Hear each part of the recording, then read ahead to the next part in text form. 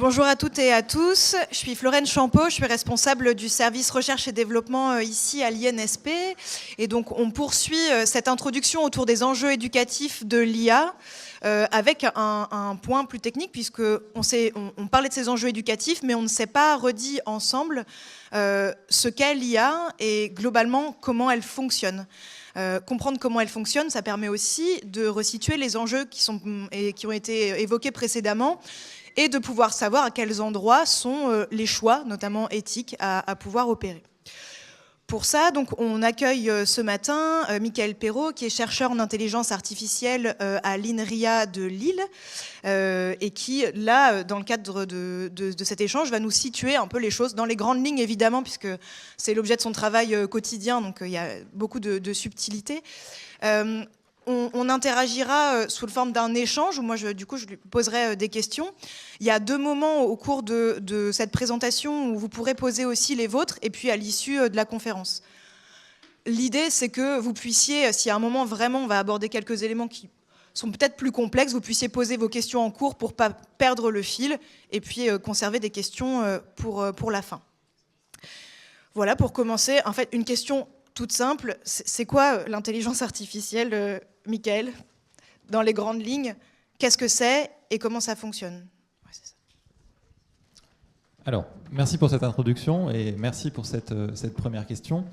Alors, pour répondre à cette première question, je vais commencer peut-être par vous parler de quelques systèmes d'IA. Alors, il y en a certains qu'on a déjà vus dans la présentation précédente, mais quelques systèmes d'IA qui, pour moi, sont un peu importants au cours du cycle de vie de l'intelligence artificielle, du domaine de recherche qu'est l'intelligence artificielle.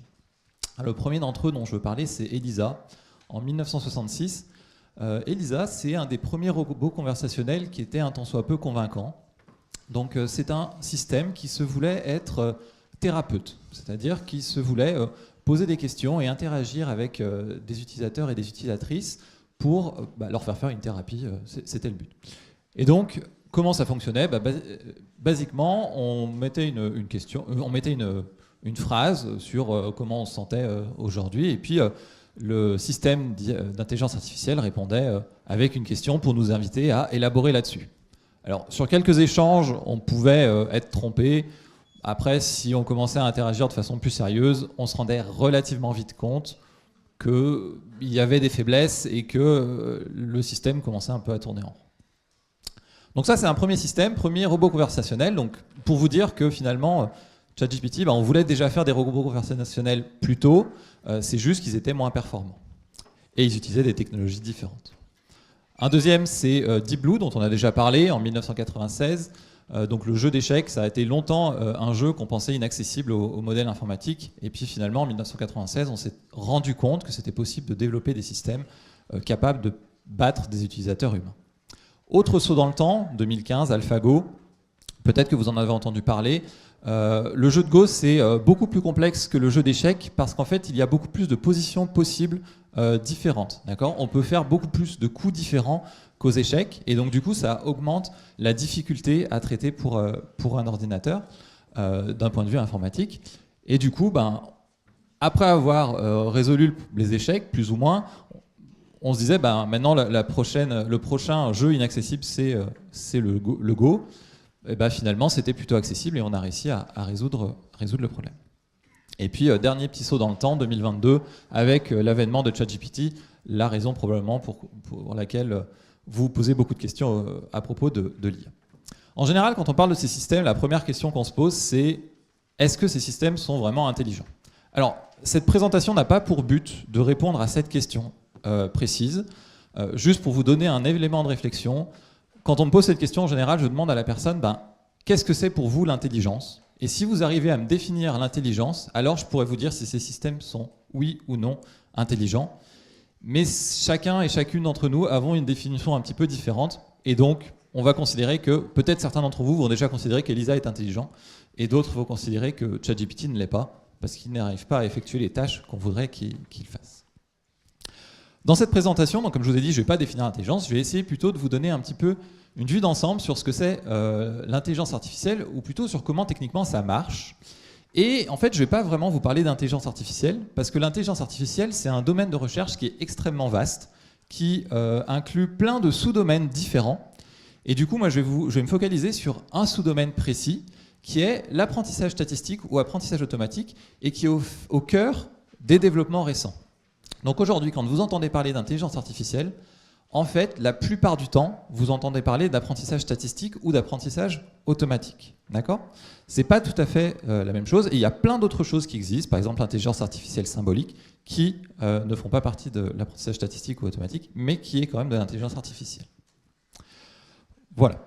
Alors, l'apprentissage statistique ou l'apprentissage automatique, c'est une discipline qui s'intéresse à l'acquisition de connaissances à partir de données. Okay, bon, voilà, c'est une phrase un peu pompeuse. Qu'est-ce qu'elle veut dire, cette phrase ? Eh ben, pour vous la définir, je vais avoir besoin de, au départ, vous définir ce que c'est un objectif. Quand on veut développer un système d'intelligence artificielle, on a besoin de définir un objectif, d'avoir un but. Et c'est par rapport à ce but qu'on va essayer d'acquérir des connaissances. Alors par exemple, ce but, pour l'imager un peu, ça pourrait être de réussir à distinguer les écureuils de Corée d'écureuils roux. On pourrait se dire, on veut créer un système d'IA qui est capable d'automatiquement identifier les écureuils de Corée par rapport aux écureuils roux et de les différencier.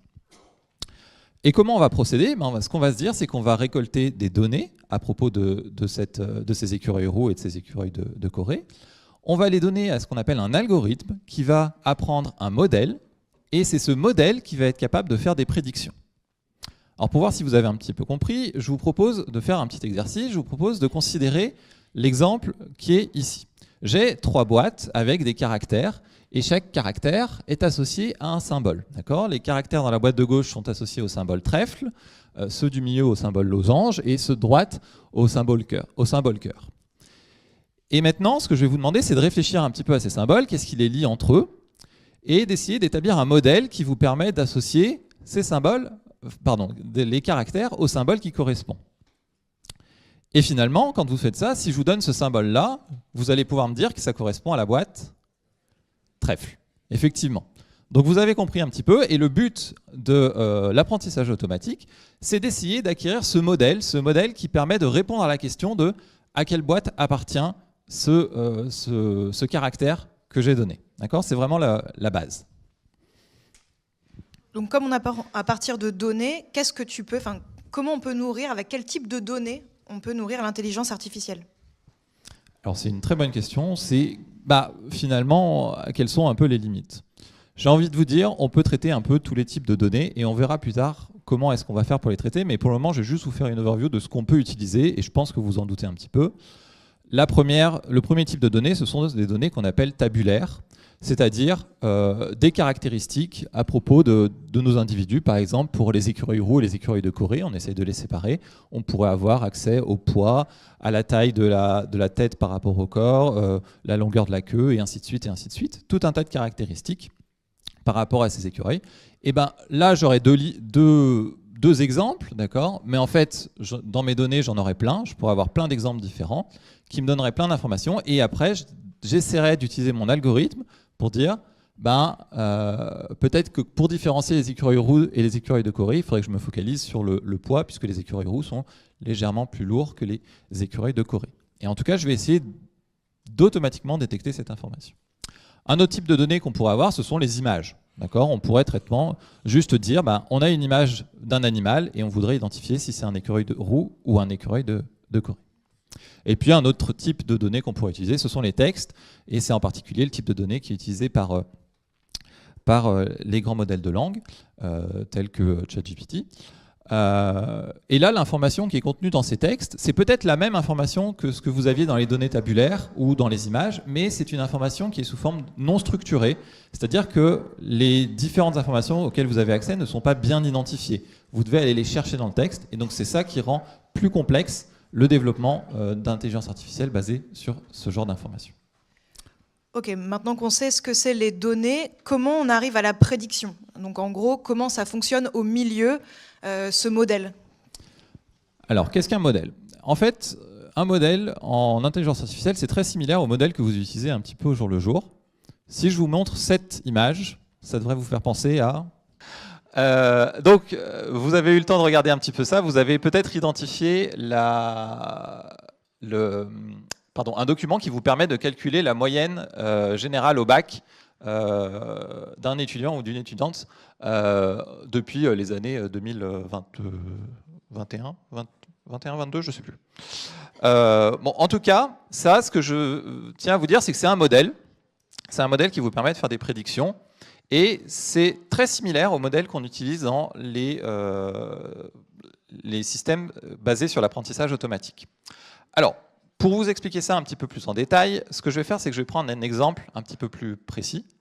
Et je vais considérer une tâche un petit peu jouet, où je vais me dire, mes écureuils, ils ont des classes, et ils cherchent à déterminer si les écureuils, quand ils ont suivi 3 classes différentes, donc vie des noisettes, escalade et agilité, art de la cachette, d'accord, c'est 3 cours différents, est-ce qu'ils peuvent rentrer dans des études supérieures sur la collecte de noisettes ou dans des études supérieures sur le stockage et la conservation des noisettes? Alors, imaginons qu'on se focalise sur la collecte de noisettes. L'objectif de mon modèle d'apprentissage automatique, ce sera de dire, est-ce que mon écureuil sera ou non capable de collecter des noisettes? Et on va faire ça à partir des résultats que l'écureuil aura eu. Il y a eu un changement de son. Je ne sais pas si c'est mieux, vous me dites. Comment on va faire ça? Vous, quand vous voulez faire ça pour cette classe, ce que vous allez faire, c'est que vous allez regarder les notes obtenues. C'est mieux? Vous allez regarder les notes obtenues. Ah oui, même en écho, c'est mieux. Vous allez regarder les notes obtenues sur les trois cours, et puis vous allez leur donner des coefficients peut-être différents. Par exemple, si on est sur la collecte de noisettes, donc ça implique d'aller dans la forêt et de se dire on va récolter des choses. Donc peut-être que vous allez vous dire ce qui est important, c'est l'escalade et l'agilité. Peut-être un peu de la vie des noisettes pour savoir où les trouver. À un moment, elles sont en haut des arbres et puis au bout d'un moment, elles sont peut-être tombées au sol. Donc savoir que il y a une procédure comme ça. Et peut-être que l'art de la cachette, c'est-à-dire être capable de cacher les noisettes à un endroit, c'est pas forcément ce qui est super important quand on essaie d'aller les collecter. On n'est pas encore sur l'étape où on veut les cacher. Donc, on va peut-être lui donner moins d'importance. C'est bien les coefficients qui sont associés au cours. Vous pensiez être venu pour de l'IA, finalement vous vous retrouvez avec des matières appliquées aux écureuils, mais vous allez voir la suite. Ça arrive. Donc maintenant qu'on a ces coefficients, ce qu'on peut faire, c'est qu'on peut se dire, j'ai un écureuil, il a eu des notes, il a eu peut-être 10 à vie des noisettes, 13 en escalade, 6 en art de la cachette, et il a une moyenne de 11,4. Je calcule cette moyenne, et puis je peux décider, là il a 11,4, donc il est au-dessus de la moyenne de 10, donc je peux le faire passer dans la classe collecte des noisettes. Un autre écureuil pourrait se dire, non, pour un autre écureuil, on pourrait se dire, non, il a 8,4, il ne peut pas passer dans la classe collecte des noisettes. Et pareil pour ce troisième écureuil, lui, il a 10,7 de moyenne générale. Donc à chaque fois, vous avez calculé cette moyenne générale. D'accord ? Si j'essaie de mettre ça un petit peu différemment et de décortiquer un petit peu la façon dont j'ai fait ce calcul-là, ce que j'ai fait, c'est que j'ai commencé par les notes à gauche, 10, 13 ou 6. Ça, ce sont mes données, d'accord ? Ce sont mes exemples. J'ai mis des coefficients, donc 3, 6 et 1. Et ce que j'ai fait, c'est que j'ai multiplié chaque note par les coefficients. Et puis, pour obtenir ma moyenne générale, j'ai juste divisé par la somme des coefficients. C'est ce que vous faites à chaque fois que vous calculez une moyenne générale. Et donc, c'est le résultat que j'obtiens. Et puis après, ce que j'ai fait, c'est que je l'ai comparé à 10 pour savoir si l'écureuil serait accepté ou pas. Et puis, j'ai fait la même chose pour l'autre écureuil, mais simplement, la seule différence qu'il y a entre ce que j'ai à gauche et ce que j'ai à droite, c'est que j'ai changé les notes qui avaient été obtenues par mon écureuil. Et bien ça, je vais vous demander de me croire, mais ça, en fait, c'est déjà un modèle. C'est déjà un type de modèle. C'est un modèle qui permet de faire la différence entre les écureuils qui sont acceptés et les écureuils qui sont refusés dans la classe collecte de noisettes. D'accord ? Donc là, vous avez votre premier modèle, et ça pourrait être le type de modèle que vous apprenez avec de l'intelligence artificielle. D'accord ? Vous pourriez apprendre ça. Alors maintenant, la question, c'est qu'est-ce qui changerait dans notre modèle si on regardait la classe stockage et conservation ? Qu'est-ce qu'on changerait dans notre modèle si on voulait ne plus regarder collecte de noisettes, mais plutôt stockage et conservation des noisettes ?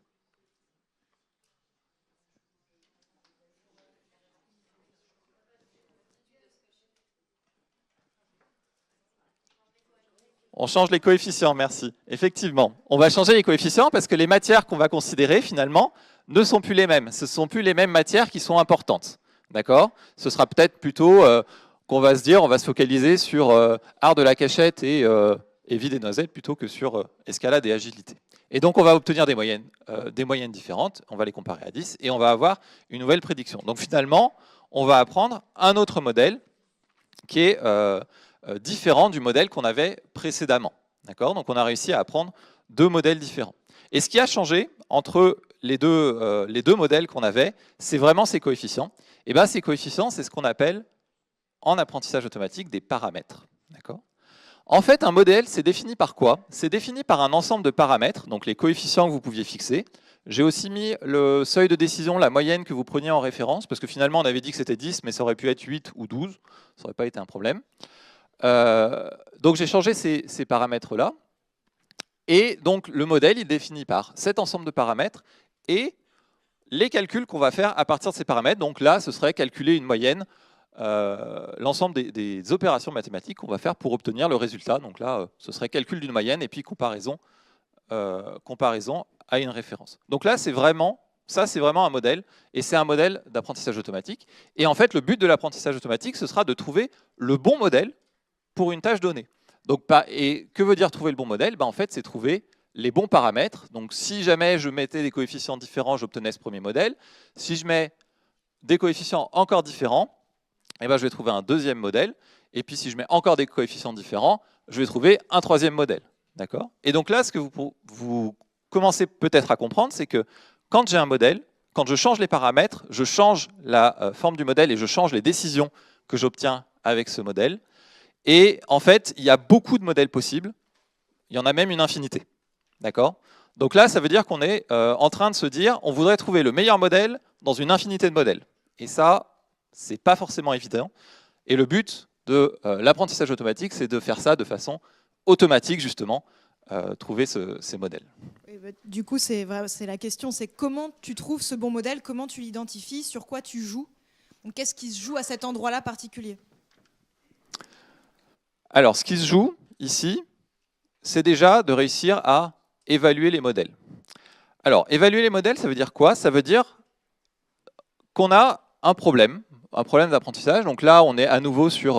on a des écureuils qui étaient acceptés, donc ceux qui ont une petite coche, et puis des écureuils qui étaient refusés. Et l'objectif, c'est de dire, quelle est la performance de différents modèles qu'on pourrait apprendre sur ces données. D'accord? On a deux modèles différents, le modèle vert et le modèle orange. À quel point est-ce qu'ils sont performants? Ce qu'on va faire, c'est que pour évaluer ça, on va leur affecter un score qui va dépendre du nombre d'exemples qu'ils ont bien classés ou qu'ils ont mal classés. Donc, par exemple, le modèle vert, il va correctement classer tous les exemples qui sont en haut et puis tous les écureuils refusés qui sont en bas à droite, et il va se tromper finalement 3 fois.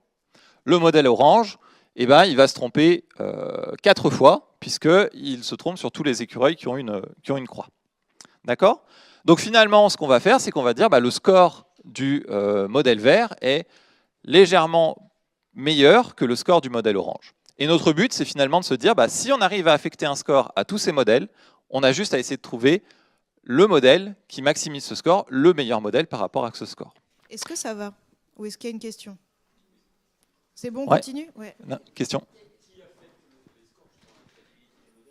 Qui affecte les scores, la crédibilité du modèle? Très bonne question. On parlait de choix dans la présentation précédente, de se dire qu'on fait tout un tas de choix quand on est en train de mettre en place un système d'intelligence artificielle. Ce score est un des choix qu'on doit faire. On doit se dire qu'est-ce qui est important en fait dans la tâche que je cherche à réaliser, et c'est en fonction de ça qu'on choisit ce score-là. Donc en général, c'est la personne qui met en place le système d'intelligence artificielle qui dit mon score de référence, c'est celui-là, et c'est celui qui m'importe, et c'est celui que je vais essayer de maximiser.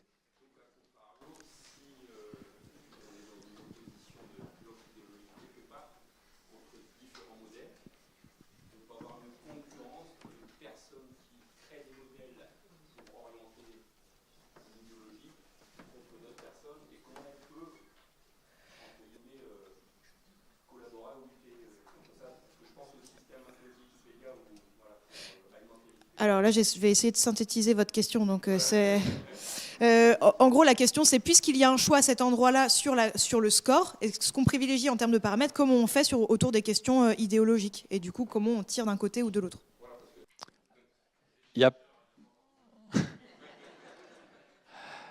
Je pense qu'il faut reposer un élément important ici, c'est que l'objectif, c'est bien le même.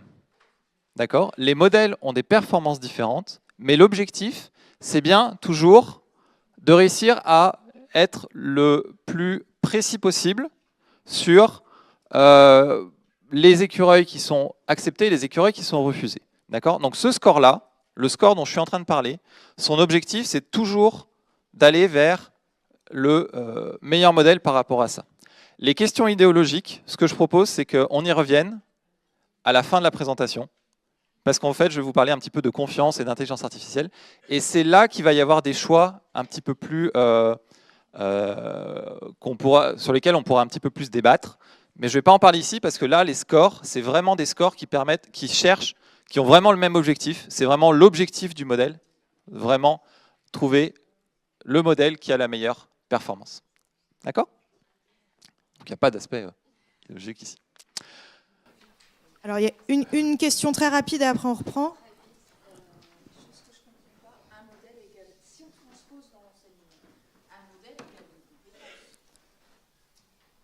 Là, la question, c'est si on transpose dans l'enseignement, un modèle égale une compétence, point d'interrogation. Michael, à toi. Parce que là, on va privilégier l'union de deux compétences. L'objectif, c'est de déterminer, l'objectif ici, c'est vraiment de déterminer si un écureuil sera ou non accepté dans la classe cueillette de noisettes. Donc on a vraiment un objectif. Par contre, on a plusieurs notes qui vont nous permettre de déterminer si cet écureuil devrait être accepté ou non.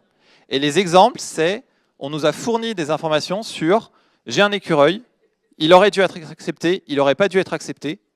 Et l'objectif du modèle, c'est vraiment de déterminer quels sont les coefficients qu'il faut affecter aux notes, comment est-ce qu'il faut combiner les notes pour savoir s'il est accepté ou pas. Ça, c'était pour illustrer qu'on pouvait avoir des modèles qui ont des résultats différents. C'est des résultats différents. Ce n'est pas forcément des compétences, c'est des résultats performants, des résultats différents. Ce sont deux modèles différents et ça pourrait être le modèle orange et le modèle vert. Oui, parce qu'en fait, il y a deux objectifs différents. Au départ, c'était le passage dans la classe de collecte et après, c'était le passage dans la classe de stockage pour montrer qu'on produisait des modèles et des paramètres différents selon la tâche, selon ton objectif. Non, là, les modèles qui sont exposés, c'est deux modèles candidats. C'est deux modèles possibles, exactement, avec des affectations de paramètres différents. C'est deux modèles différents pour la même tâche, avec des affectations de paramètres différents. Mais en fait, je suis désolé parce que je me rends compte que la confusion vient du fait que juste avant, je vous ai parlé de deux modèles différents pour deux tâches différentes. Là, on est bien sur se dire, pour une tâche précise, tout un tas de modèles sont possibles, d'accord, pour résoudre une tâche possible, mais ces modèles, ils ont des performances différentes pour cette tâche. D'accord ? Et du coup, on cherche à choisir le meilleur modèle. On poursuit. Allez. Où on en était ? Du coup, on a notre score. On a notre score et on cherche à maximiser ce score. Exactement. Comment on fait ? Eh bien, on va procéder étape par étape. Ce qu'on va faire, c'est qu'on va se dire, on a les données et on a un premier modèle avec des paramètres. Okay ? Ce modèle, il a des paramètres, il a des coefficients qui au début sont choisis aléatoirement. Et ce qu'on va se dire, donc on les choisit au hasard. On se dit, on va mettre un coefficient. Bon, là, on a mis le même coefficient 1, 1, 1 sur toutes les notes. Donc au départ, on fait comme ça. Et puis on va regarder comment ce modèle se comporte sur les données. Alors ce que vous avez, c'est qu'en haut à gauche, vous avez l'étiquette qu'on voudrait avoir, c'est-à-dire que vous avez si l'écureuil devait être accepté ou refusé. Et puis en bas à droite, vous avez l'étiquette qui est prédite par le modèle. Donc le but, ce serait d'avoir la concordance entre l'étiquette réelle et l'étiquette qui est prédite. Donc là, dans ce cas-là, on voit que ce modèle, avec des poids choisis au hasard, il se trompe sur 2 exemples sur les 4. Ça va nous permettre d'obtenir un score pour notre modèle. Et à l'aide de ce score et à l'aide de l'information des exemples sur lesquels ce modèle se trompe, on va calculer ce qu'on appelle une mise à jour des poids, une mise à jour des paramètres, pardon.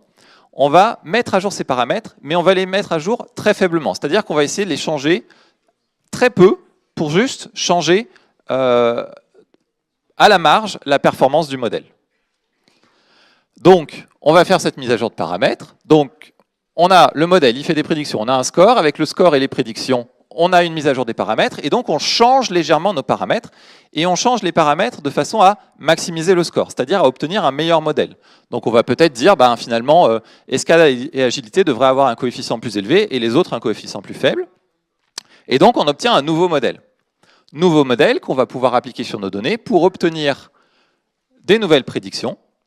Nouvelles prédictions qu'on va pouvoir obtenir pour calculer un score, mettre à jour les paramètres et obtenir encore un autre modèle.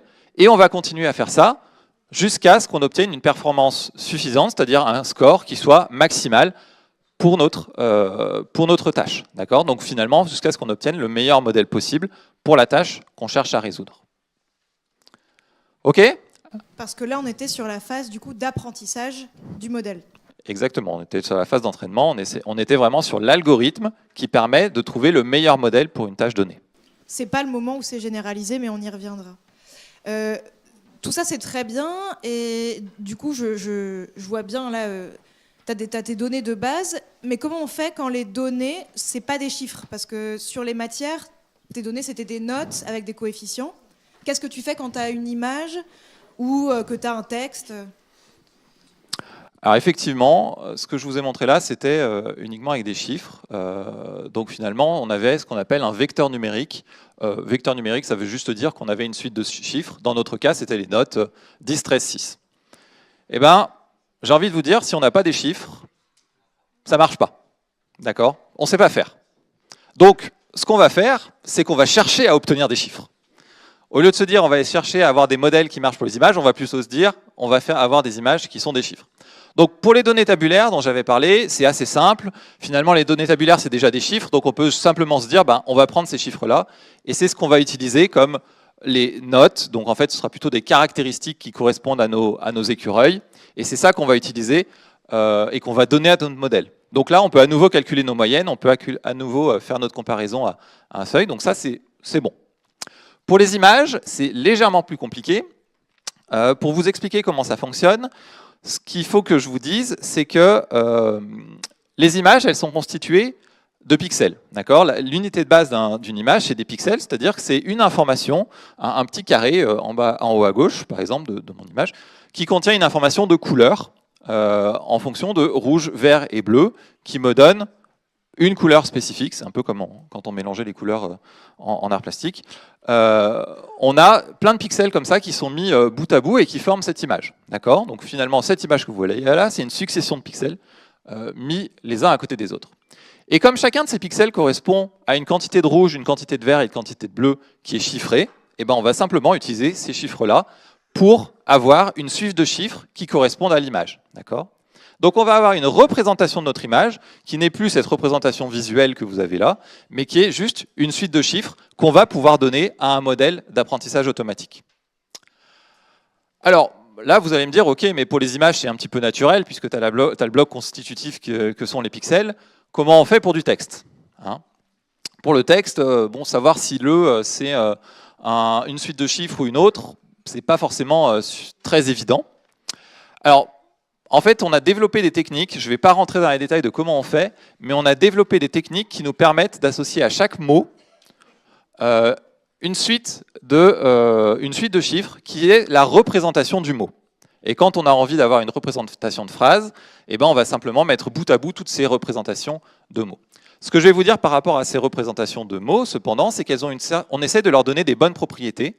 Et par exemple, on essaie de leur donner une propriété qui dit que les mots qui sont similaires, qui ont des sens similaires, devraient avoir plus ou moins les mêmes représentations. D'accord ? Je voudrais avoir une représentation qui est proche pour infirmière et docteur, tandis qu'avoir des représentations qui sont un petit peu différentes, dont des suites de chiffres qui sont très différentes quand j'ai rhododendron et boulanger, c'est peut-être pas trop grave. D'accord ? Donc notre but, quand on va apprendre ces représentations, quand on va obtenir ces représentations, ce sera d'avoir cette bonne propriété de proximité. Ok ? Donc ça, c'est comment on utilise. On triche un peu finalement, on transforme toutes les données en chiffres. Et finalement, ce que ça vous dit, c'est que si vous voulez utiliser une certaine donnée en apprentissage automatique, c'est possible à partir du moment où vous arrivez à la représenter en termes de suite de chiffres. Et on a vu que c'était possible sur tout un tas de données, en particulier sur du texte. Bah, du coup, ça fait la transition sur le texte. Est-ce que c'est comme ça que fonctionne ChatGPT? Est-ce que c'est exactement sur ce modèle-là? Et comment ça marche? Alors, non, c'est pas exactement comme ça que ça marche, et c'est pas sur ce modèle-là. Pourquoi? Parce que ce modèle-là, les modèles qu'on a vus jusque-là, c'est des modèles qui sont très simples, dans le sens où si j'ai un problème comme celui-là, d'accord, mon même problème d'écureuil, avec des écureuils qui passent dans la classe collecte de noisettes et des écureuils qui passent pas, tout ce que je vais pouvoir apprendre, c'est des lignes droites. D'accord? Le modèle est trop simple, il ne peut apprendre que des lignes droites. Et donc, dans ce cas-là, le modèle qu'on a là, c'est le meilleur modèle qu'on pourra obtenir si on trace une ligne droite. Si vous essayez de tracer une ligne droite pour séparer les écureuils autrement, vous allez toujours faire au moins 3 erreurs. Ce qu'on aimerait, c'est plutôt avoir ce genre de ligne, d'accord, une sorte de ligne brisée qui dit, je vais vraiment isoler les écureuils qui ne sont pas acceptés des écureuils qui sont acceptés. Le problème, et là je vais vous demander de me croire, je ne vais pas rentrer dans les détails, mais apprendre cette ligne brisée, c'est-à-dire avoir un modèle qui représente cette ligne brisée, c'est beaucoup plus compliqué que d'apprendre des lignes droites. D'accord ? Donc du coup, il faut qu'on trouve une solution pour faire ça. Alors, souvenez-vous, je vous ai dit juste avant que quand on voulait traiter du texte, on apprenait une représentation, c'est-à-dire qu'on trichait un peu. On ne traitait pas le texte directement, mais on avait plutôt une suite de chiffres qui correspondaient aux mots qu'on pouvait utiliser. Et bien là, on va faire un petit peu la même chose, c'est-à-dire qu'au lieu d'apprendre une ligne brisée, on va se dire, on va changer la représentation, c'est-à-dire qu'on va changer cette suite de chiffres pour avoir une meilleure représentation où là, tracer une ligne droite, ce sera possible. Alors, comme ça peut paraître peut-être un petit peu abstrait, je vais essayer de vous donner un petit peu plus d'intuition par rapport à ça. Souvenez-vous que vous aviez au début ce modèle. Ça, c'est notre modèle de base, c'est notre modèle linéaire. D'accord ? Donc, ce qu'il faisait, c'est qu'il prenait certaines caractéristiques, les notes de mes écureuils, par exemple, il les combinait d'une certaine façon pour obtenir une moyenne et pour comparer cette moyenne à un seuil. Et ben, ce que je vais vous dire, c'est qu'en fait, le même type d'approche peut être utilisé non pas pour apprendre une moyenne, mais pour apprendre une nouvelle caractéristique. D'accord ? Plus une note, mais peut-être, je ne sais pas, la capacité d'un écureuil à repérer les noisetiers ou à creuser un trou. D'accord ? En combinant les notes, je vais essayer d'obtenir des caractéristiques qui sont peut-être plus pertinentes pour le problème que je cherche à résoudre. Et je peux faire ça plusieurs fois pour obtenir un ensemble de caractéristiques qui sont plus pertinentes. Et une fois que j'ai ces caractéristiques qui sont plus pertinentes, je peux à nouveau les utiliser avec mon modèle linéaire pour essayer de faire mes prédictions. Et en fait, ces caractéristiques intermédiaires, finalement, ça peut être par exemple des notes qui correspondent à la capacité d'un écureuil à repérer les noisetiers. Ça pourrait être à nouveau des notes. Donc finalement, je pourrais les utiliser pour apprendre encore de nouvelles caractéristiques. Je peux faire ça en cascade. Je peux faire ça à la suite en me disant, j'ai des premières caractéristiques, elles ne sont pas très intéressantes. J'en ai un deuxième, elles sont un petit peu mieux, mais c'est toujours pas possible de vraiment séparer les écureuils acceptés des écureuils rejetés. Et j'en apprends d'autres. Et ainsi de suite, jusqu'à ce que j'obtienne une représentation qui est intéressante. Alors ça paraît bien, ça paraît assez intuitif. On pourrait se dire, il y a certaines caractéristiques qu'on aurait envie d'avoir pour une certaine tâche. Mais en pratique, on ne sait pas quelles caractéristiques vont être apprises. C'est-à-dire ce que vous allez pouvoir déterminer pour votre modèle, quand on est en train de construire le modèle d'apprentissage automatique, on va pouvoir déterminer le nombre de caractéristiques qu'on a envie d'apprendre à chaque niveau. Donc on peut dire, on a envie d'apprendre 3 caractéristiques au niveau 1, 2 caractéristiques de plus au niveau 2, et ainsi de suite. Ça, on peut le déterminer. Par contre, on ne sait pas quel genre de caractéristiques le modèle va trouver. Quand on va mettre à jour les paramètres, on ne sait pas quelles caractéristiques le modèle va trouver. On ne sait pas si ça va être la capacité d'un écureuil à repérer les noisetiers, ou simplement un score qui est établi sur les notes, qui n'a pas vraiment de sens pour nous, êtres humains, mais qui, pour le modèle, permet de faire des bonnes prédictions par la suite. On n'a pas forcément une sémantique sur les caractéristiques intermédiaires qui sont apprises. Donc ça, c'est un point important. Par contre, ce qu'on sait, c'est qu'en règle générale, quand on va considérer plus de caractéristiques intermédiaires, et donc, quand on va avoir plus de paramètres, je vous rappelle que chaque flèche correspond à un ou plusieurs paramètres qui nous permettent d'obtenir ces nouvelles caractéristiques, on va pouvoir résoudre des tâches qui sont de plus en plus complexes. Et en particulier, les grands modèles de langue actuels, ils considèrent 10 puissance 12 paramètres environ. Donc c'est comme si j'avais 10 puissance 12 flèches sur ma slide. J'espère que vous comprendrez pourquoi je ne les ai pas tracées. Pour vous donner un ordre de grandeur, 10 puissance 12, c'est plus que ce qu'on estime être le nombre d'étoiles dans notre galaxie, et c'est à peu près 10 fois plus que le nombre de neurones qu'on estime avoir dans notre cerveau. D'accord ? Donc, c'est un sacré nombre, et ça veut dire qu'en fait, nos grands modèles de langue, ils sont capables de résoudre des tâches qui sont très complexes, et ça peut-être vous donner déjà des informations sur leur capacité. C'est finalement cette capacité à apprendre des caractéristiques qui sont de plus en plus intéressantes pour la tâche qu'ils cherchent à résoudre. Moi, j'avais une question par rapport à ChatGPT, c'est qu'en fait, là, on parlait au départ d'écureuils qui sont acceptés ou non dans une classe. Donc ça semble être quelque chose de plutôt discriminatif, là où en fait ChatGPT nous répond avec du contenu. Effectivement, là on a une différence entre les types d'intelligence artificielle qu'on va considérer, que je vous ai présenté jusque-là, et le type d'intelligence artificielle qu'on considère pour ChatGPT et les grands modèles de langue. La différence, c'est qu'on a des IA discriminatives et des IA génératives. Alors pour vous expliquer un peu ça, je vous propose une illustration. Je vous propose de parler du jeu Pictionary, si jamais vous connaissez, où le principe, c'est que vous avez un ensemble de joueurs et joueuses qui sont autour d'un tableau blanc. Une personne tire une carte avec un mot dessus, et le but de cette personne, c'est de dessiner au tableau un exemple représentatif du mot qui est présent sur la carte. Les autres joueurs et joueuses essayent de deviner le mot qui était sur la carte à partir du dessin. Et bien finalement, la personne qui dessine, elle fait ce qui est attendu d'une IA générative, c'est-à-dire de donner un exemple représentatif d'une étiquette, donc d'un mot, d'un concept, tandis que les joueurs et joueuses qui cherchent à deviner le mot font ce que ferait une IA discriminative, c'est-à-dire prédire l'étiquette pour un exemple, prédire le concept qui correspond à un exemple. D'accord ?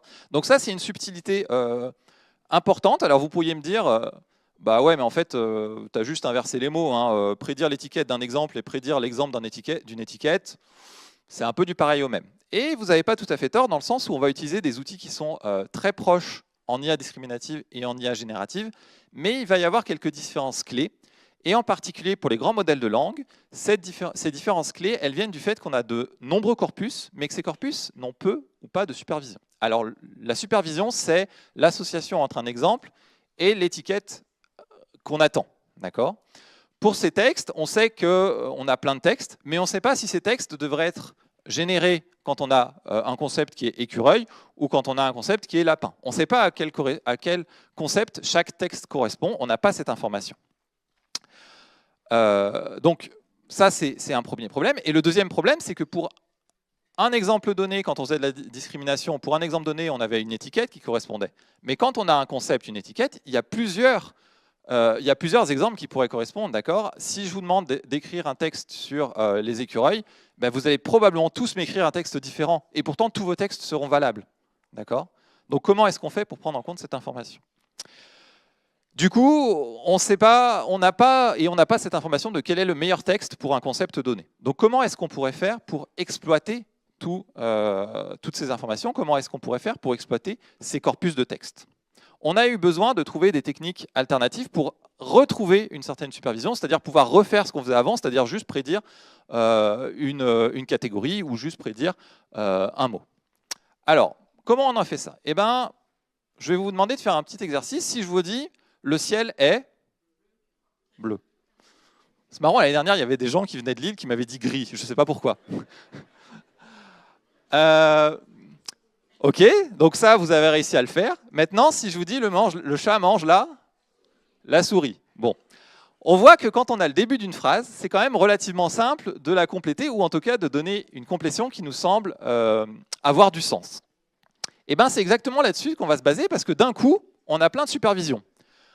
On va pouvoir faire ce qu'on appelle de l'apprentissage auto-supervisé, où l'idée, ça va être de dire, on a un exemple, et on va masquer une partie de cet exemple, et l'objectif de mon modèle, ce sera de prédire cette partie qui est masquée. D'accord ? Donc, au lieu de devoir générer tout le texte par rapport à un concept, on va simplement lui dire, voilà un début de phrase, génère-moi le prochain mot. D'accord ? Et bien, la base des grands modèles de langue, c'est ça. Et ça, c'est toujours du coup dans cette phase d'apprentissage et d'entraînement. Exactement. Pour que du coup le modèle apprenne des choses qui soient cohérentes. Mais ça veut dire qu'au cœur de ChatGPT, au cœur des grands modèles de langue actuels, c'est ça que vous avez. C'est-à-dire que quand vous êtes en train de poser une question à votre grand modèle de langue, ce que fait votre grand modèle de langue, c'est qu'il regarde la question et il dit « le prochain mot le plus probable, c'est celui-là ». Ok, bah maintenant j'ai une nouvelle phrase. le prochain mot le plus probable, c'est celui-là.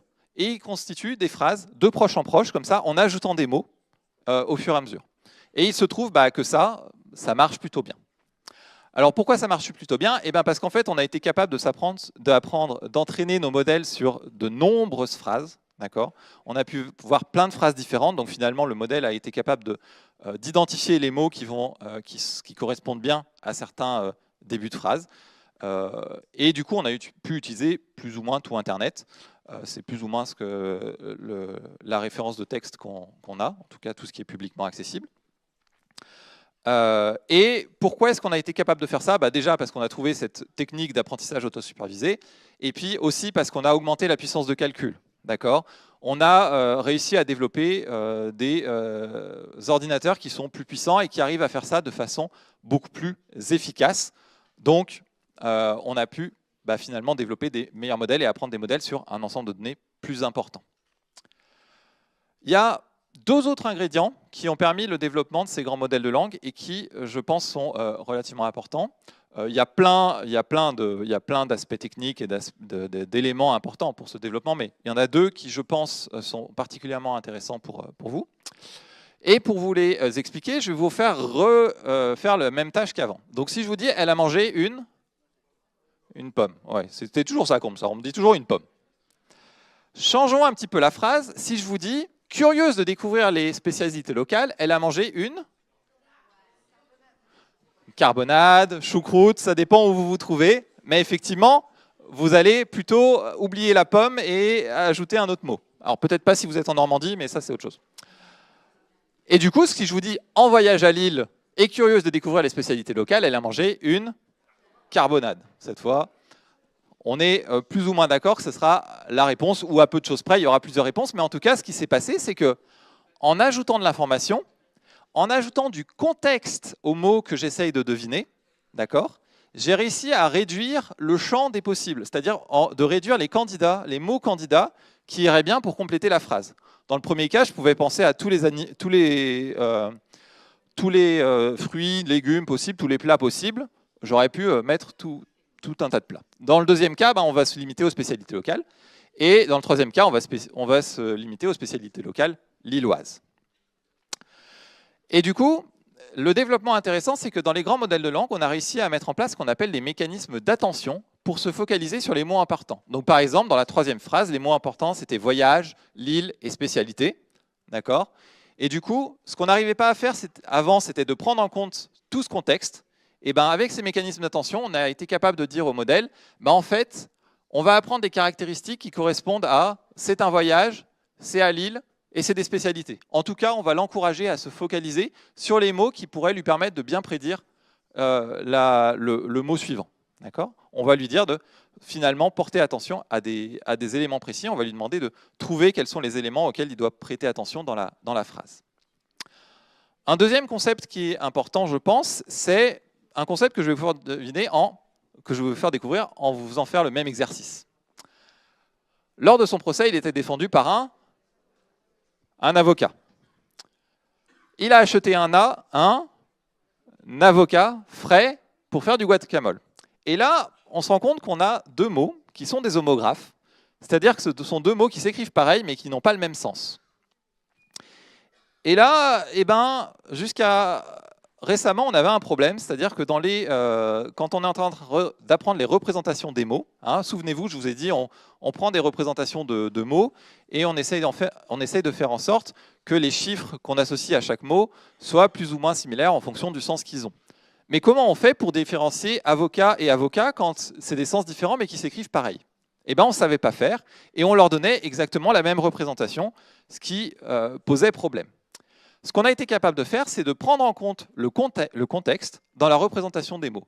C'est-à-dire de dire, quand on veut représenter le mot avocat dans la première phrase, on va utiliser une suite de chiffres qui est différente de l'avocat qui est dans la deuxième phrase, parce que le contexte, parce que la phrase dans laquelle il doit être inclus est différente. Et donc on va prendre en compte cette information-là pour réussir à avoir des meilleures représentations. Et avoir des meilleures représentations, ça veut souvent dire avoir des meilleurs modèles. Est-ce que ça va toujours? Ok. Ouais, c'est pour ça que Mais j'ai l'impression que ça allait, donc on pouvait continuer. On continue? On continue. Allez, on continue. Ok, on a parlé donc du coup de comment ça fonctionne. On a parlé de performance, on a parlé du nombre de paramètres, de la puissance de calcul, des prévisions. Ça pose aussi des questions éthiques qui ont été soulevées tout à l'heure en termes d'enjeux. Performance, ok, mais en fait comment on définit cette performance et du coup comment on peut accorder une confiance relativement à tous ces éléments plus techniques qui touchent d'autres questions de fait. Alors, on va parler un peu de confiance et d'apprentissage ici. Pour vous parler un peu de ça, quand vous rencontrez une personne pour la première fois, vous ne lui faites pas immédiatement confiance. D'accord ?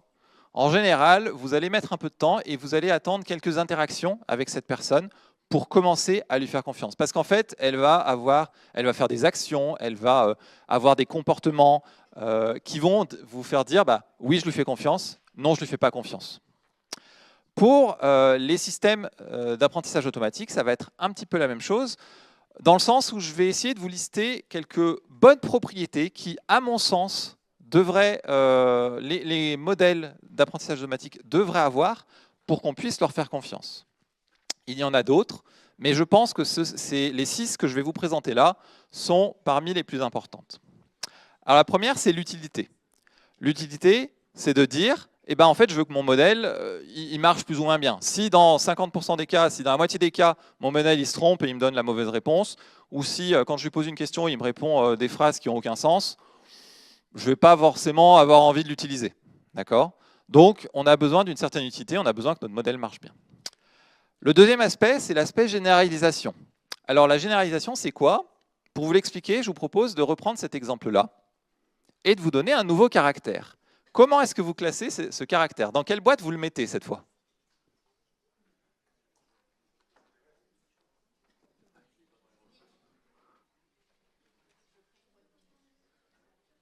Vous n'avez pas le droit de mettre une boîte vide. Ah, vous n'avez pas le droit de mettre une boîte autre. Vous êtes obligé de choisir une boîte. Alors, j'ai entendu pique, losange, bon, cœur, ok, comme ça on les a tous faits, et puis au moins vous êtes sûr qu'au moins l'un de vous aura trouvé. Alors en fait, la bonne réponse c'était cœur. Alors pourquoi? Pour vous expliquer, c'est simplement l'ordre de lecture des différents langages qui sont représentés ici. Vous avez des langages qui se lisent de droite à gauche, de haut en bas, de haut en bas, de droite à gauche et de gauche à droite. Et là, R, on est sur un langage qui se lit de gauche à droite, et donc du coup, on est dans la dernière boîte. Donc la généralisation, finalement, c'est la capacité d'un modèle à faire des prédictions correctes pour de nouveaux exemples qui n'ont pas été observés durant la phase d'apprentissage. D'accord ? Si votre modèle il est juste bon sur les exemples qu'il a vus pendant la phase d'apprentissage, il ne vous sert pas à grand-chose, d'accord ? Parce que vous n'êtes pas sûr, par exemple, d'avoir vu toutes les questions possibles dans votre apprentissage. Vous n'êtes pas sûr d'avoir vu toutes les phrases possibles. Vous voudriez que votre modèle il soit capable de générer des nouvelles phrases. Donc il faut qu'il soit capable de généraliser et de faire des prédictions pour des choses qui n'ont pas été encore observées. D'accord ? Donc ça, c'est l'aspect généralisation. C'est avoir une certaine performance, mais aussi sur des nouvelles données. Troisième aspect, qui est l'aspect robustesse. Alors, pour l'aspect robustesse, pour vous en parler, ce que je vous propose, c'est de considérer une tâche un petit peu différente, où on va avoir une tâche d'identification des pandas dans une image. Donc le but, c'est de dire, on a une image, et on voudrait identifier l'animal présent dans cette image. Donc au départ, je vais entraîner un modèle à faire ça, et mon modèle, au départ, il dit, oui, très bien, ça c'est un panda, pas de problème, je reconnais bien que c'est un panda. Par contre, ce que je vais faire, c'est que je vais légèrement modifier cette image en ajoutant ce qu'on appelle du bruit, c'est-à-dire des pixels qui ont une toute petite valeur. D'accord ? Ils ont une petite valeur de bleu, ou une petite valeur de rouge, une petite valeur de vert. Et si je les choisis bien, je vais obtenir une autre image. Alors honnêtement, je ne sais pas vous, mais moi, si on me demande de jouer au jeu des 7 différences entre l'image de gauche du panda et l'image de droite, je ne suis pas sûr de gagner. D'accord ? Ouais, mais pour un modèle, ça pourrait être un problème parce que ce panda, c'est plus un panda. C'est un autre animal. Et à cause de ce bruit-là, à cause de ce qu'on a ajouté, ces petites valeurs de pixels qu'on a ajoutées à mon image d'origine, on a réussi à tromper le modèle et à lui faire des prédictions qui sont complètement fausses, alors que pour nous, ça semblait évident que c'était toujours un panda. Et du coup, la robustesse, c'est la capacité d'un modèle à faire de bonnes prédictions dans des conditions inattendues, par exemple quand vous avez du bruit, quand vous avez ce genre de bruit. Pour vous donner un autre exemple, ce serait un problème si, quand on essaye de faire de la prédiction de panneaux pour la conduite autonome, on a un panneau stop, et puis on met une petite étiquette dessus, et puis ça devient un feu vert. D'accord ? Là, ça commence à être problématique. Donc du coup, la robustesse, c'est quelque chose qui est important. OK. Un quatrième aspect important, c'est l'explicabilité. L'explicabilité, c'est finalement réussir à justifier les prédictions du modèle. C'est-à-dire réussir à expliquer pourquoi le modèle a fait une prédiction ou un autre. Pourquoi est-ce qu'il a fait un choix, par exemple, quand il a choisi d'affecter ou non un écureuil à une classe. Et du coup, ça c'est quelque chose d'important, finalement, de pouvoir justifier les décisions qui sont prises quand il y a des décisions qui sont prises. Un cinquième aspect important, c'est l'aspect vie privée. Tous ces modèles, ils sont appris sur des grands jeux de données, d'accord ? Ils sont appris sur énormément d'exemples. Et ces exemples, ils contiennent potentiellement des informations sensibles à propos des individus. Et ce qu'on veut éviter, c'est que le modèle soit capable de révéler ces informations sensibles. Et oui, ça peut arriver parce que parfois, les modèles ils vont carrément mémoriser les exemples d'apprentissage, ils vont mémoriser des informations par rapport aux textes sur lesquels ils ont été entraînés. Et donc, par exemple, si on prend un ancêtre de ce qui est au cœur de ChatGPT, donc c'est GPT-2, ça c'est aujourd'hui on a la version 4, mais ça c'est un ancêtre, et si on lui donnait le bon préfixe, c'est-à-dire qu'on lui posait la bonne question finalement, on obtenait un texte qui nous donnait des informations par rapport à une personne, des informations véridiques. D'accord ? On avait le nom de cette personne, son adresse, on avait son adresse email, son numéro de téléphone, son numéro de fax. D'accord ? Donc c'est tout un tas d'informations qui sont révélées à propos de cette personne et on n'a peut-être pas envie qu'elles soient révélées finalement. Et donc le principe de vie privée, c'est de se dire est-ce qu'on peut protéger les données des individus qui ont été utilisés pour entraîner ces modèles ? Et puis un dernier concept que je voudrais adresser, c'est l'équité. C'est un concept qui me touche particulièrement puisque c'est mon domaine d'expertise quand je travaille sur de l'intelligence artificielle. C'est de se dire, l'équité, c'est de se dire qu'il y a des problèmes de biais dans ces modèles. Et ces problèmes de biais, ils peuvent apparaître dans plein de tâches différentes. Par exemple, en santé, si on essaye de faire des systèmes pour détecter les maladies de peau, on s'est rendu compte que ces systèmes ils pouvaient être biaisés et être plus performants pour des patients ayant une peau claire que pour des patients ayant une peau plus foncée. Alors, d'où ça peut venir ça ? Ça vient souvent d'une surreprésentation ou sous-représentation de certains groupes d'individus dans les données. Si vous avez uniquement entraîné votre modèle sur des données avec des gens qui ont une peau claire, vous n'arriverez pas à généraliser sur des données avec des individus qui ont une peau plus foncée. D'accord ? Donc finalement, ça vient de là. Un autre problème, ça peut être un problème en traitement automatique de la langue, par exemple, quand vous essayez de faire des prédictions sur l'occupation professionnelle d'individus. Donc là, vous avez des biographies d'individus et vous essayez de prédire leur occupation.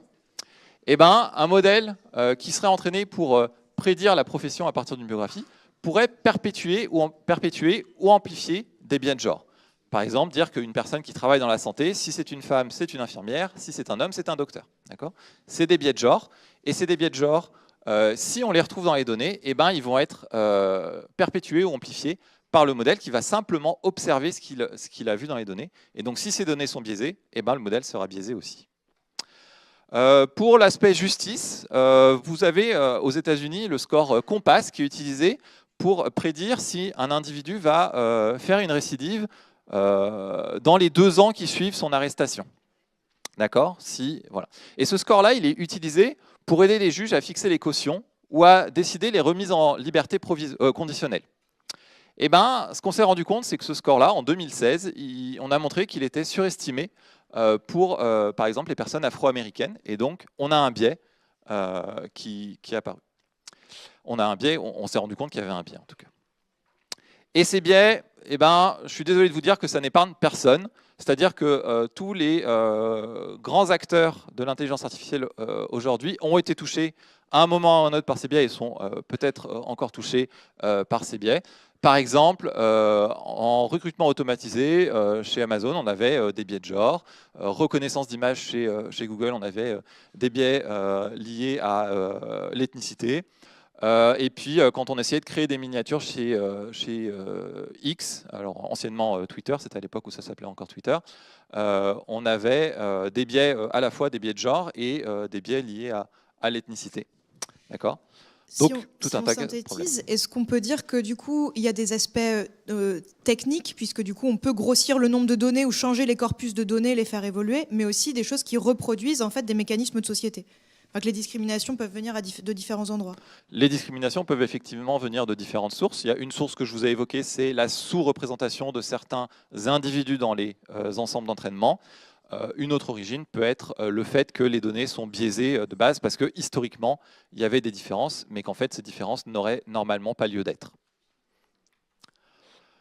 Voilà, et donc du coup, ça vous fait tout un tas d'aspects sur ce que c'est de faire confiance à un modèle. Et je vais revenir à la question qu'on m'a posée sur les choix, parce que c'est là où vraiment il y a des choix à faire, de se dire quel niveau d'équité je veux pour mon modèle. Quel niveau de respect de la vie privée? Est-ce que j'ai envie qu'il soit explicable ou pas? Quel niveau de robustesse? D'accord? C'est là où on a tout un tas de choix à faire. Et on a besoin de les faire avant d'apprendre le modèle, parce qu'en fait, quand on est en train d'entraîner le modèle, on a besoin d'avoir l'information de ce qu'on veut prendre en compte pour être sûr qu'il les respecte. En tout cas, c'est plus difficile de modifier le modèle a posteriori. C'est possible, mais ça peut être plus difficile. Et en tout cas, c'est des choix. Et c'est des choix, finalement, qui doivent être un peu alignés avec nos attentes sociétales.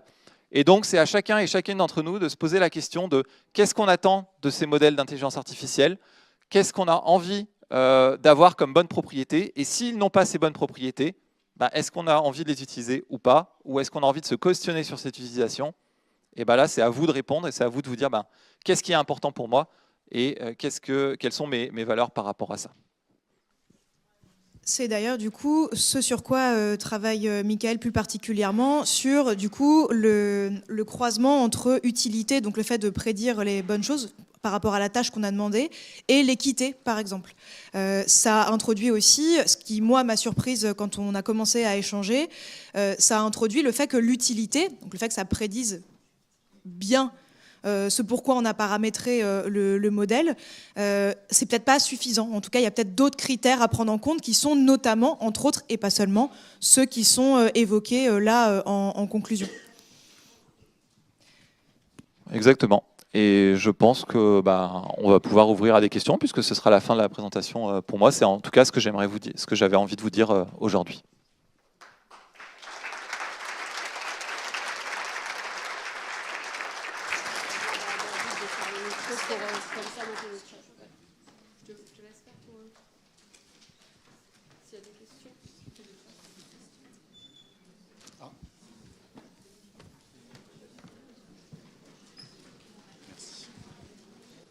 Bonjour. Bonjour. Petite question par rapport à tout ce que vous avez présenté. Merci déjà. Est-ce qu'il existe aujourd'hui un moyen pour nous, les utilisateurs, par exemple de ChatGPT ou autres, de connaître les données qui ont été fournies au modèle pour savoir si on décide de lui faire confiance ou pas?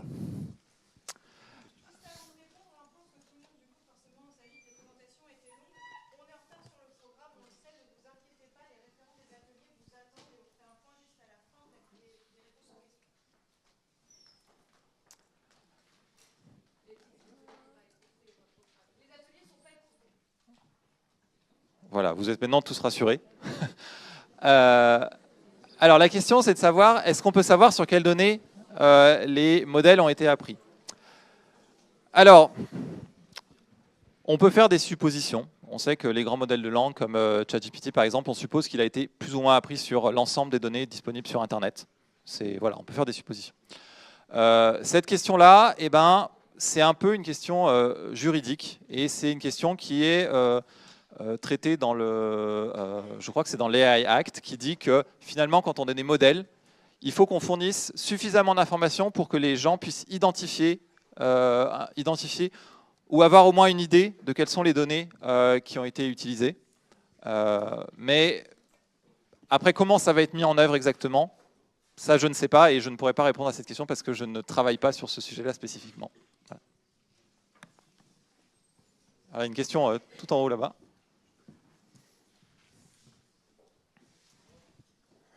Bonjour. Je pensais qu'une IA, sur les données, elle apprenait toute seule de ses erreurs. Mais il y a toujours une intervention humaine pour la surveiller, en fait. Alors, l'intervention humaine, elle est au niveau de l'algorithme. D'accord ? Ce que va concevoir l'humain, c'est l'algorithme. Il va déterminer le score de référence qu'il veut utiliser et il va déterminer la forme du modèle. D'accord ? Et par contre, le processus itératif qu'on a vu, où il y avait, on donnait des données, le modèle faisait des prédictions, on avait un score et on mettait à jour les paramètres et ainsi de suite, ça c'est un processus qui est complètement automatisé. Donc l'humain, à quel endroit il peut intervenir? Il peut intervenir au moment où il met en place son algorithme, au moment où il choisit où il crée l'algorithme qui va permettre de faire cette boucle-là. Et puis il peut intervenir à la fin de l'apprentissage en disant voilà le score que j'ai obtenu en faisant cette procédure-là. Est-ce que le score me satisfait ou pas? Et s'il ne me satisfait pas, qu'est-ce que je peux faire pour peut-être essayer de l'améliorer ou pour trouver d'autres solutions?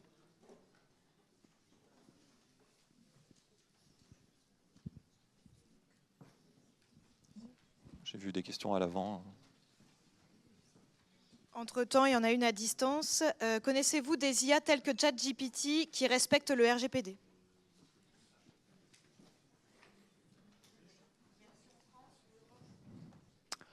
Je ne connais pas assez la législation de toutes ces IA pour vous répondre à cette question, donc je vais juste passer sur la question. Je ne vais pas pouvoir vous répondre sur ça. Malheureusement, j'en suis fort désolé, mais je ne me suis pas assez intéressé à quelle législation chaque intelligence artificielle qui était développée aujourd'hui respectait. Donc je ne me risquerai pas à vous donner une réponse là-dessus.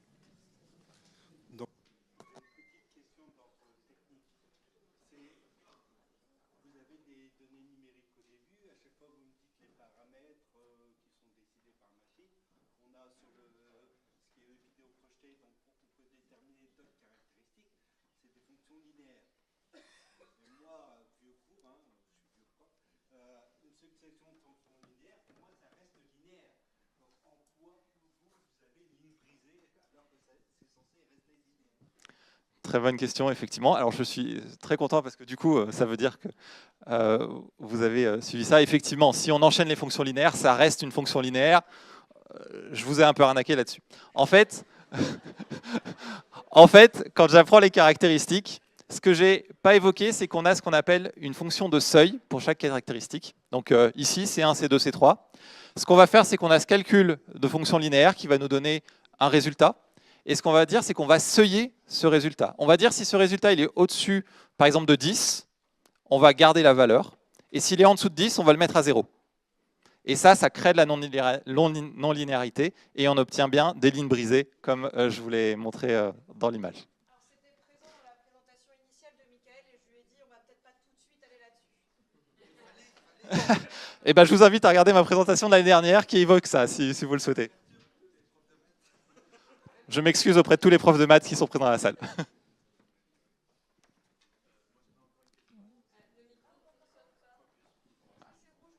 Allô, oui. Ah non. Allô, oui. Une question sur l'application en fait des requêtes effectuées. Vous me dites qu'il y a des prédictions. Ce que je voulais savoir, c'est est-ce que l'utilisateur, quand il pose une question à ChatGPT par exemple, est-ce que ce qu'il raconte change quelque chose à la représentation initiale ou aux données initiales? Ou est-ce que les données sont déjà de base inscrites et décidées en fait dès le départ? Alors, le modèle, une fois qu'on l'utilise pour faire des prédictions, il est fixé et vous interagissez toujours avec un modèle fixe qui n'évolue pas. D'accord ? C'est-à-dire que ça, c'est vous donnez votre phrase, ça passe dans la machinerie et ça vous donne une réponse. Et finalement, on a un peu écarté l'aspect données, on a gardé juste l'aspect modèle, mais ce modèle a été entraîné sur des données, donc il a plein d'informations par rapport à ça, mais il est vraiment fixe. D'accord ? Il va pas évoluer. Par contre, quand vous interagissez avec des systèmes comme ChatGPT, il y a tout un tas d'autres systèmes qui sont mis autour de ce modèle d'intelligence artificielle qui vont modifier les résultats qui sont donnés. Par exemple, pour filtrer des réponses qui ne seraient pas appropriées pour une raison ou pour une autre. Par exemple, parce que ce serait des réponses qui inciteraient à la haine ou parce que ce seraient des réponses qui vous donneraient comment fabriquer une bombe artisanale ou des choses comme ça. D'accord ? On essaie de filtrer ces réponses. Donc finalement, il y a des processus qui permettent de filtrer certaines réponses et de modifier certaines réponses pour avoir d'autres résultats. Mais ces processus-là, ils ne sont pas directement liés à l'intelligence artificielle. D'accord ? L'intelligence artificielle qui est au cœur, c'est bien toujours la même, et c'est bien celle-là qui vous donne une réponse et qui est fixée, une fois qu'on l'a entraînée sur des données, elle reste fixée. D'accord ? L'horaire est dépassé. Merci beaucoup, Michael.